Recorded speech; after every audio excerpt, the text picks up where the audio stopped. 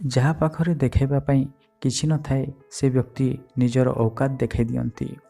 ଅହଙ୍କାର ତାକୁ ହୋଇଥାଏ ଯାହାକୁ ବିନା ସଂଘର୍ଷ କରି ସବୁକିଛି ମିଳିଯାଏ। ଯେ ନିଜର ମେହନତରେ ହାସିଲ କରେ ସେ ଅନ୍ୟମାନଙ୍କ ମେହନତକୁ ପ୍ରଶଂସା କରେ। ଦୁଇଟି ଜିନିଷକୁ ଗଣିବା ଛାଡ଼ି ଦିଅନ୍ତୁ, ନିଜର ଦୁଃଖକୁ ଆଉ ଅନ୍ୟର ସୁଖକୁ। ଜୀବନ ସରଳ ହୋଇଯିବ। ଆମର ସଂସ୍କାର ଆମକୁ ନଇବାକୁ ଶିଖାଏ, କିନ୍ତୁ କାହାରି ଆଡ଼ମ୍ବର ଆଗରେ ନୁହେଁ। କିଛି କ୍ଷତ ଏମିତି ହୋଇଥାଏ ଯାହା ଦେଖାଯାଏ ନାହିଁ, କିନ୍ତୁ ଏହା ନ ଭାବିବେ କି ସେ ଯନ୍ତ୍ରଣା ଦେବ ନାହିଁ। ସବୁଠୁ ବେଷ୍ଟ ଭିଜନ ତାହା ହୋଇଥାଏ ଯେ ନିଜର ଅଭାବକୁ ଦେଖିପାରେ। ପରିସ୍ଥିତିରେ ପଡ଼ିଯାଇଛନ୍ତି କିଛି ଲୋକ, ନହେଲେ ସାମର୍ଥ୍ୟ ସମସ୍ତଙ୍କ ଅଛି। ଜୀବନରେ ତୁମର ସମ୍ମାନ ହେବ କି ଅପମାନ ସେ ତୁମ ଭାବନା ଉପରେ ନିର୍ଭର କରେ। ଅପମାନର ବଦଲା ଝଗଡ଼ା କରିକି ନୁହେଁ, ସେ ବ୍ୟକ୍ତିଠୁ ସଫଳ ହୋଇକି ନିଆଯାଏ।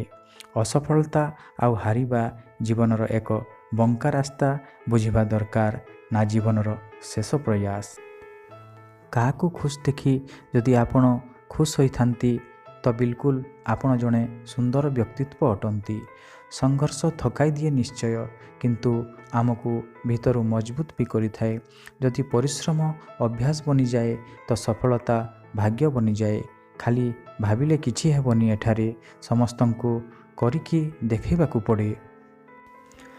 ଭଲ ଲୋକଙ୍କ ଇଜ୍ଜତ କେବେ କମ୍ ହୋଇନଥାଏ। ସୁନାକୁ 100 ଖଣ୍ଡ କର, କିନ୍ତୁ ତାର ମୂଲ୍ୟ କେବେ କମ୍ ହୋଇନଥାଏ।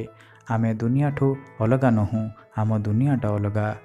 ପ୍ରଶଂସା ଏକ ଏମିତି ଚନ୍ଦନ ଅଟେ ଯାହାକୁ ଅନ୍ୟକୁ ଲଗାଇବ ତ ନିଜ ହାତ ହେମିତି ମହକି ଉଠିବ। ଦୁନିଆକୁ ମିଛୁଆ ଲୋକ ହିଁ ପସନ୍ଦ ଆସନ୍ତି।